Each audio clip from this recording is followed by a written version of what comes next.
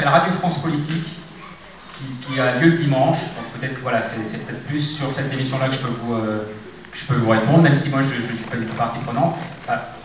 Pour du grade, donc comme je vous expliquais, moi je suis plutôt, je vous expliquerai peut-être pourquoi, mais donc, alors en tout cas, pourquoi je voulais expliquer, mais comment on peut éviter d'avoir des politiques tout en traitant de thèmes de la présidentielle.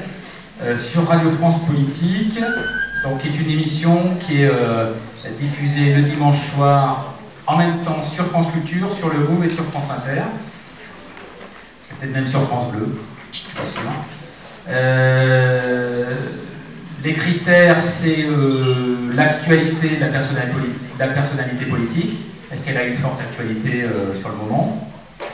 C'est tout bête, hein, c'est sa disponibilité.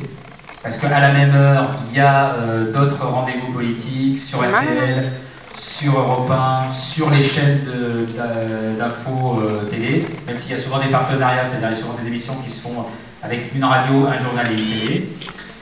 Et puis, le troisième critère, c'est l'équilibre politique. C'est-à-dire que si un dimanche est invité Xavier Bertrand, le dimanche suivant, on va éviter d'inviter Nadine Morano, et puis le dimanche suivant, je ne sais pas moi qui voulait du gouvernement, David Douillet, le mec qui vient à l'esprit. Voilà. Ah ouais, je veux dire, voilà, donc faut un petit peu alterner. Donc faut alterner entre la majorité et l'opposition, entre la gauche et la droite, voilà.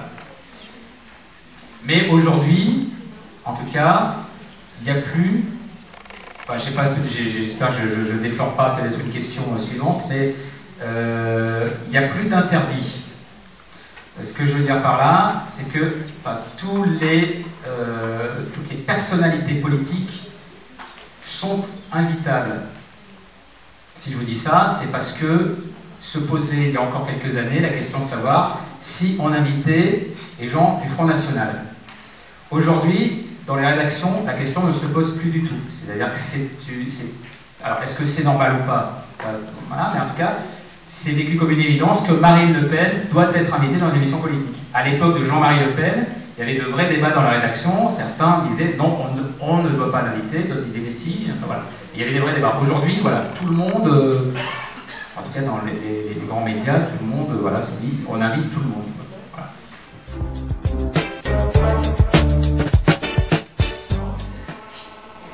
Je pense que pour bien animer un débat politique, d'abord, ce qui est évidemment très important, c'est qu'il y ait un vrai équilibre de la prise de parole. Alors, pas de manière caricaturale qu'on peut voir à la télé, où ils sont déshabillés, où maintenant la grande règle c'est ça, c'est d'ailleurs on leur dit « Ah, attention, vous avez 10 secondes de moins ». Je veux dire, en 10 secondes, comme si ça pouvait complètement changer une élection présidentielle parce qu'un type a eu 10 secondes de moins qu'un autre.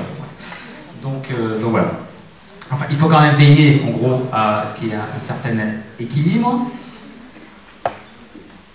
Moi, je pense qu'il faut veiller quand même à ce que ça reste une discussion, enfin voilà, que ça soit pas la foire d'Empaille, que ça soit pas justement que ça dégénère pas en accusation.